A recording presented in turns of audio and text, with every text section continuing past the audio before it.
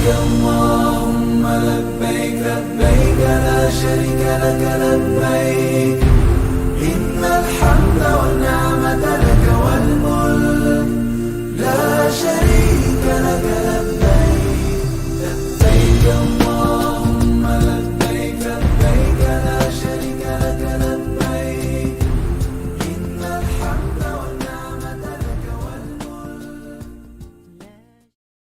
Assalamualaikum warahmatullahi wabarakatuh. Nama saya Luqman Hakim bin Muhammad dari kelas DPHU 6B, Pandu Metrik DPHU 2019244409.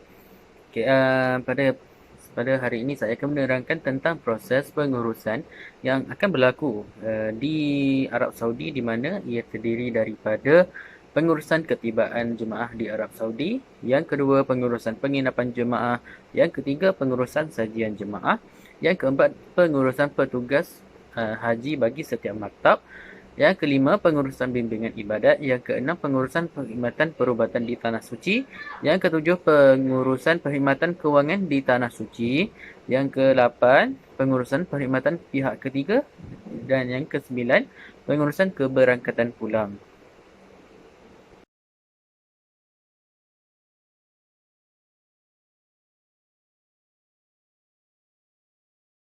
Okey, pada mula-mula sekali, iaitu pengurusan ketibaan di jemaah di Arab Saudi.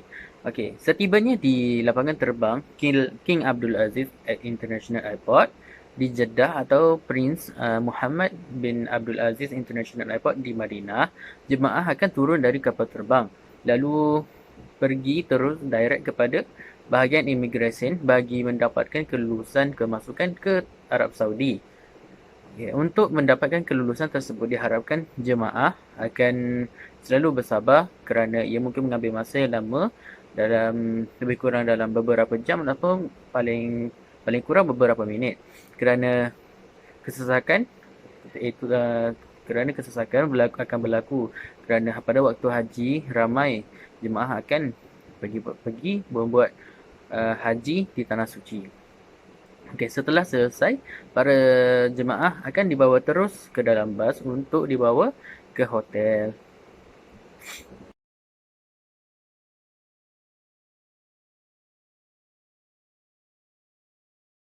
Okey, seterusnya ialah pengurusan penginapan jemaah. Okey, pengurusan penginapan jemaah akan di tanah suci. Tempat penginapan mempunyai beberapa zon, iaitu A, B, C dan D. Di dalam sesebuah bilik penginapan akan terdapat mempunyai aircon dan tandas tersendiri. Penginapan jemaah lelaki dan perempuan akan diasingkan. Setiap bilik boleh dikatakan amat selesa dan nyaman untuk diguna pakai oleh setiap jemaah. Jarak dari hotel ke masjid juga adalah mengikut ketetapan yang telah ditetapkan oleh agensi sendiri.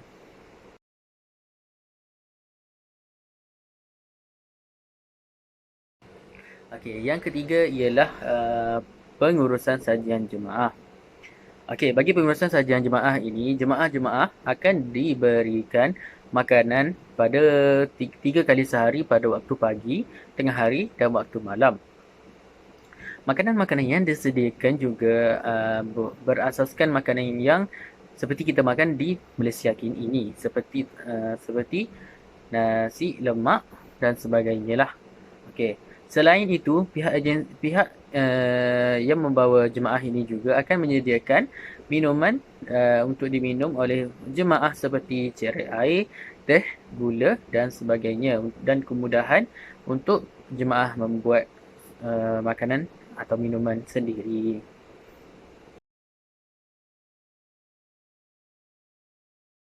Bismillahirrahmanirrahim. Nama saya Muhammad Adli bin Maisri. Nama metrik saya di PSU 2079244489. Saya pada kelas di PSU 6B. Okey, pada ini saya akan menerangkan tentang pengurusan jemaah di setiap maktab. Jemaah haji akan menduduki bangunan di Mekah terletak di antara 500 meter hingga 100 meter 1000 meter dari Masjidil Haram. Kebanyakan jemaah dari negara lain terpaksa mendiami bangunan yang jauh, iaitu di luar kawasan Tanah Haram, dan akan menaiki bas untuk ke Masjidil Haram. Bangunan tersebut adalah bangunan yang besar yang boleh menampung lebih 1,000 orang jemaah. Bangunan tersebut mempunyai kemudahan lift, hawa dingin, ruang lega yang luas.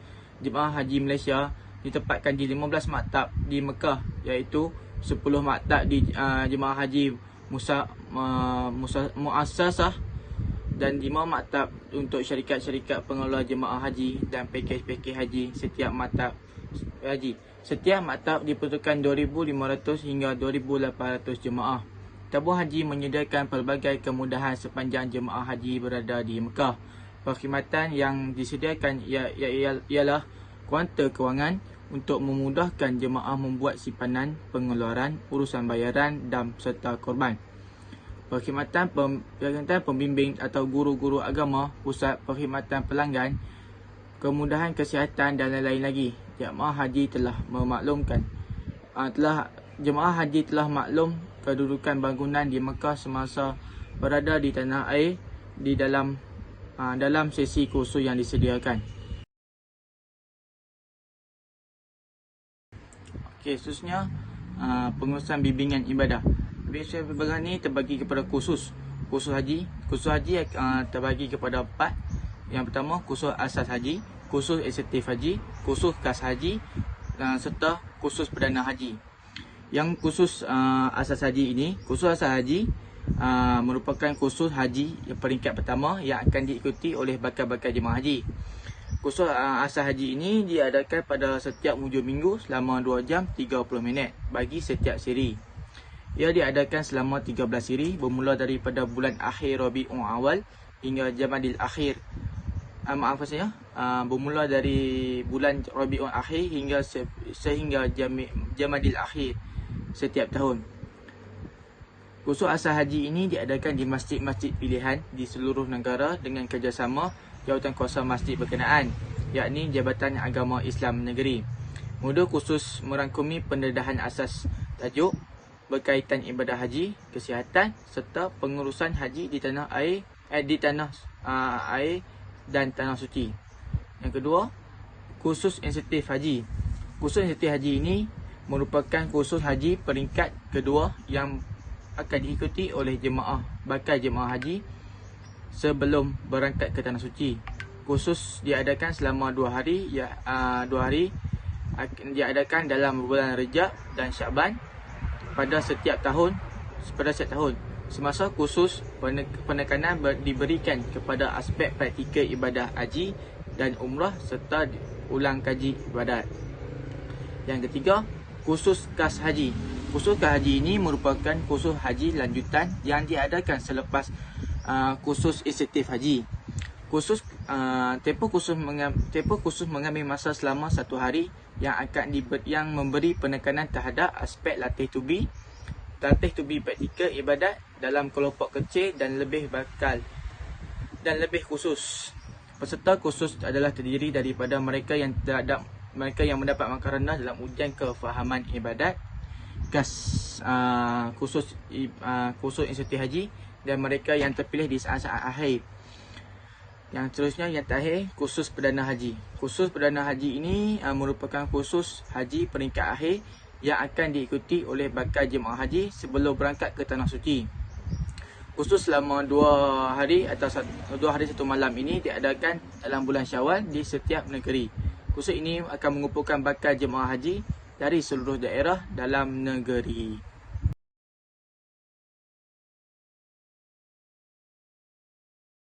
Khususnya pengurusan perkhidmatan kesihatan di tanah suci.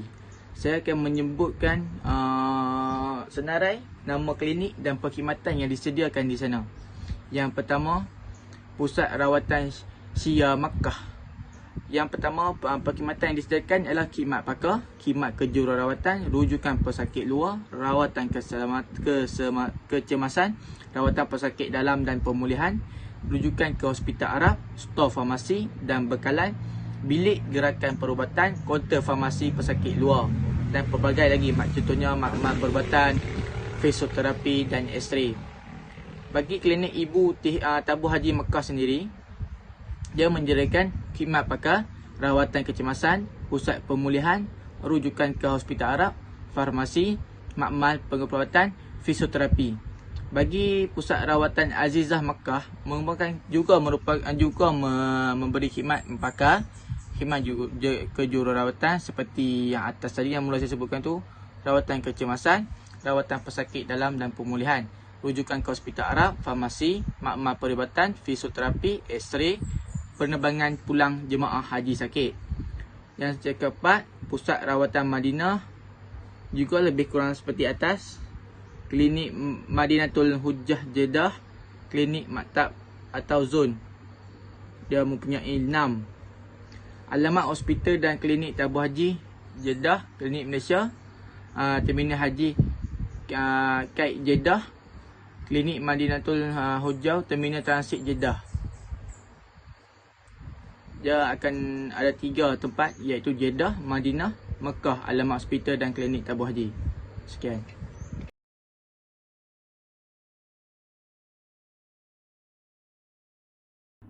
Assalamualaikum warahmatullahi taala wabarakatuh. Nama saya Muhammad Wazif Awad bin Jamaluddin daripada DPSU 6B.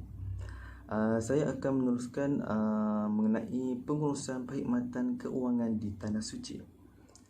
Dalam usaha meningkatkan kecekapan perkhidmatan keuangan bagi jemaah haji di Tanah Suci, Tabung Haji telah menambahkan beberapa lokasi perkhidmatannya bergerak pasukan petugas keuangannya di Mekah dan Madinah. Antara perkhidmatan yang disediakan di kaunter ini adalah simpanan, pengeluaran dan kutipan kurban dan bayaran dam. Pertamanya, perkhidmatan pengeluaran wang di kaunter yang telah disediakan akan menggunakan kad debit tabung haji. Justru itu, jemaah haji boleh mengeluarkan wang tunai daripada akaun masing-masing sehingga sejumlah maksimum RM10,000 dalam satu transaksi. Namun pihaknya telah tidak mengalahkan para jemaah mengeluarkan wang tunai dalam jumlah yang banyak. Katanya, semua petugas kaunter diingatkan untuk menasihati jemaah haji yang membuat pengeluaran berjumlah lebih daripada 1,000 amount. Mereka akan dinasihati supaya berbelanja lebih cermat dan lebih bijaksana. Keduanya, jemaah haji Malaysia juga dapat membuat bayaran dam dan kurban boleh dilakukan beberapa kaedah. Yang pertama, jemaah haji boleh pergi ke kaunter pengeluaran ibu pejabat dan maktab. Kemudian, jemaah haji boleh membuat bayaran menggunakan wang tunai atau debit akaun di kaunter keuangan.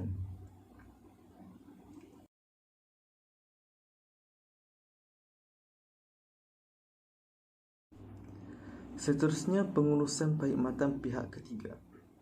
Di antara perkhidmatan luar yang disediakan oleh pihak tabung haji untuk para jemaah ketika berada di sana adalah dengan menyediakan kenderaan supaya para jemaah dapat melakukan ibadah haji dan juga ziarah ke tempat-tempat yang bersejarah seperti ziarah di Jabal Nur, perpustakaan di Mekah Mukarramah, Hudaybiyah dan Masjid Jawahar, Taif dan perkuburan Malak.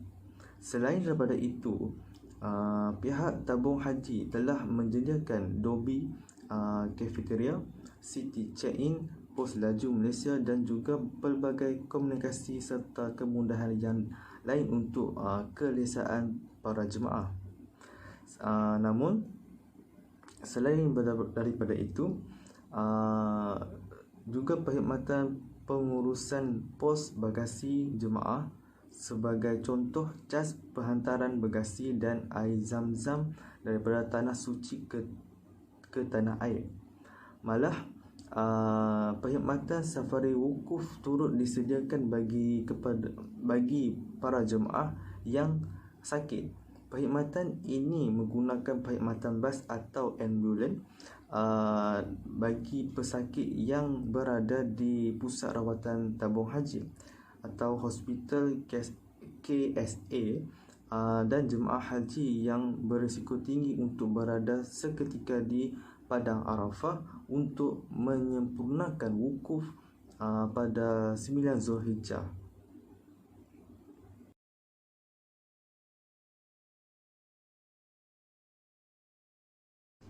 Dan terakhirnya, pengurusan perjalanan pulang. Seminggu ataupun 5 hari sebelum perjalanan pulang ke tanah air, pengurusan jemaah haji harus mengeluarkan notis kepada para jemaah haji tentang hari keberangkatan pulang ke tanah air. Kemudian pengurusan akan memberikan taklimat perjalanan kepada para jemaah. Selepas selesai menunaikan solat subuh, jemaah haji akan pulang ke hotel terlebih dahulu untuk makan dan beristirahat. Selepas itu, pihak agensi akan mengumpulkan para jemaah dan akan membawa para jemaah untuk melakukan tawaf wada. Tawaf wada ini adalah satu tawaf selamat tinggal setelah selesai melakukan ibadah haji ataupun umrah. Selesai sahaja tawaf wada tersebut, maka para haji jemaah tidak lagi dibolehkan melakukan aktiviti seperti membeli belah, bersedekah dan mengambil gambar. Walhal yang demikian, sekiranya perkara itu berlaku, maka akan dikenakan dam ke atas perkara-perkara tersebut. Dan seterusnya para jemaah akan diberikan masa untuk beristirahat di hotel dan mempersiapkan bagasi untuk dibawa pulang sehingga sebelum masuknya waktu zuhur. Seterusnya, setelah selesai solat zuhur, pihak agensi dan jemaah akan berkumpul di lobi dan jemaah hendaklah memberi kunci bilik mereka kepada pihak agensi kerana mereka akan memberi kunci bilik kepada petugas hotel setelah itu. Para jemaah dan pihak agensi akan menaiki bas untuk ke airport Jeddah. Perjalanan daripada Mekah ke airport mengambil masa sehingga 2 jam. Setibanya di airport, petugas perlu berurusan dengan portal airport bagi tujuan kemasukan bagasi jemaah dan penyerahan pasport. Pengurus juga harus mengambil tahu bilangan beg jemaah haji dan memaklumkan kepada jemaah sekiranya terdapat lebihan bagasi.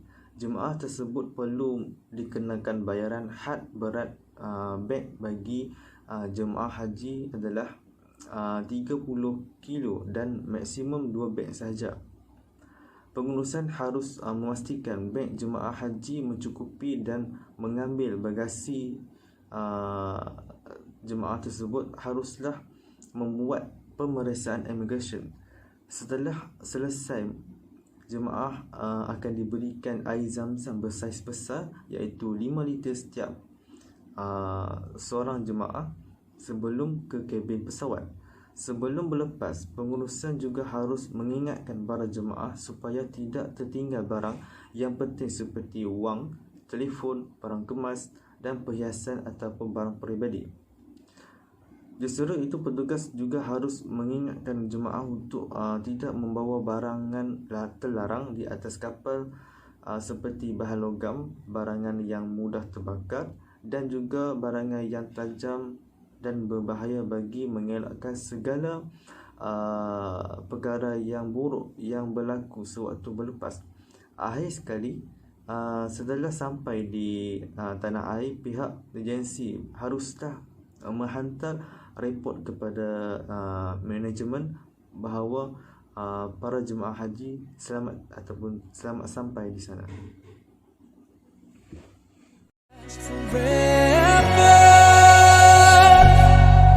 You went so